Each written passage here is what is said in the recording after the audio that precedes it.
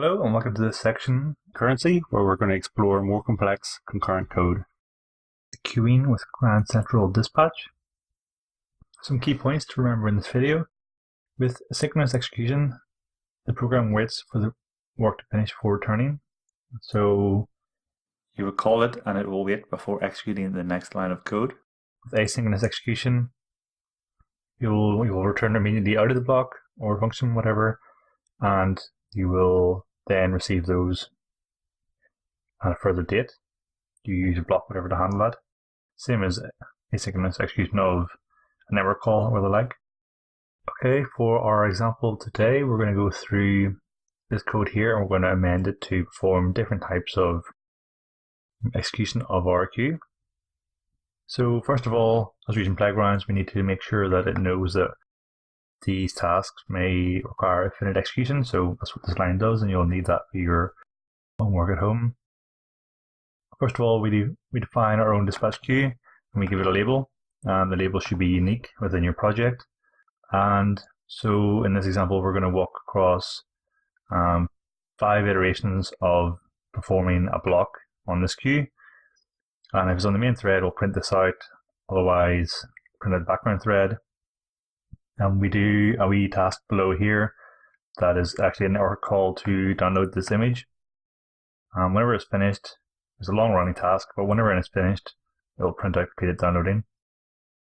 So first of all, we're going to concentrate on this sync function. And sync function is going to execute inline each one of these because it will wait for the queue to be, or the block to be finished before executing the next one. So in that case, it's synchronous as described earlier. So in this case, we expect to see the thread is going to be the main thread because we're synchronously waiting on the thread that we've called this from. And we expect to see it execute in order because it will, first of all, complete this block, then carry on to the next one, and so on. So if we run this, you can see from our output, the tasks are indeed running on the main thread, and that tasks are running in order. And if we're now going to change this to async, which is asynchronous, and in this case, the block will instantly return. It's going to go off into the background on a separate thread and return back whenever it's finished downloading this image. So you would expect to see the tasks. Let me just run it first to show you. So the tasks are running on a background thread, and they're still completed in uniform execution, so 1 to 5. But in this case, as I said before, they're not on the main thread. So this can be quite handy for if you're performing, say, multiple network requests or some sort of task that each rely on the one before being done, then this is kind of a way to go. It's kind of a handy process. Or maybe you want to organize access to a certain resource that I can only have on one at a time, but it takes quite long, so you don't want to block your main thread. And the reason you don't want to block the main thread, I should say, if you do not already know, is the main thread is allocated to the user interaction and the user UI.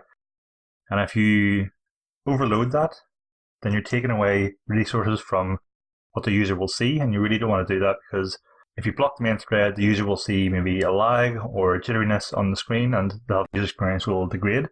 And that's why we use these threads to be able to utilize the processing power of the app and not interfere with the main thread and main execution.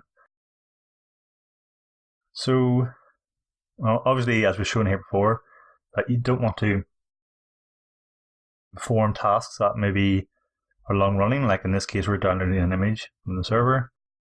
If that was on the main thread, you'd have to wait until it's finished before being able to, say, update the screen with some information or change the text, whatever, or even allow the user to interact with the screen, which is really poor usability for the person using your app. So all these here queues so far have been executing in order. So they're fired off and they wait till they're finished. The first one obviously was asynchronous on the main queue, and this one was in the background thread, but they were still waiting on the one before it to finish before carrying on. And maybe you don't want that. Maybe you want to be able to fire off a bunch of requests and just have them complete whenever they get done as quick as possible. The order doesn't matter so much to you, so that's okay. So we can define our dispatch queue as concurrent, and what we're going to tell. So we can define our dispatch queue as concurrent.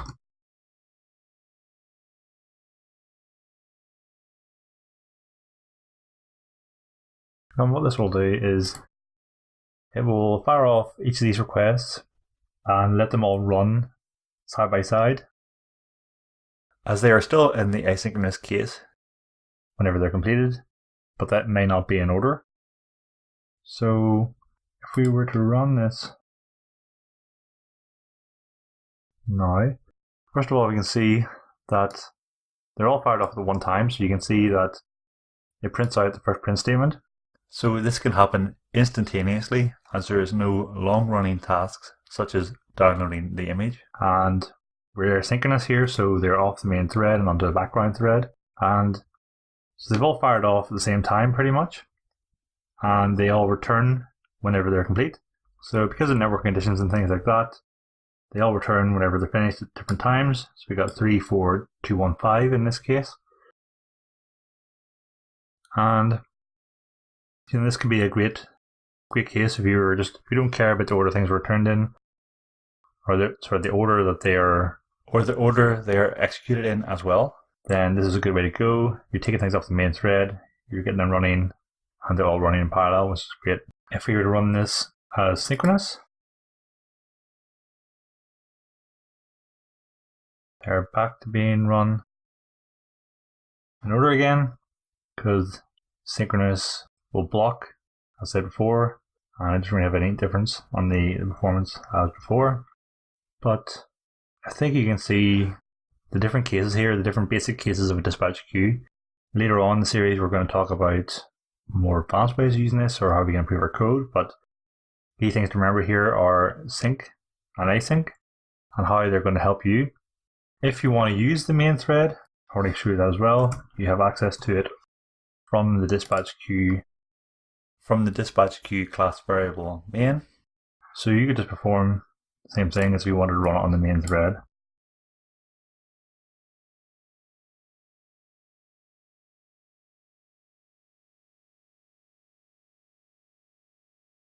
So there we go, we're running asynchronously on the main thread, but it's not advisable to do that, as I said before, because we would be blocking the interaction of the user. Okay, so that has been an overview of the dispatch queue, asynchronous and synchronous call specifically.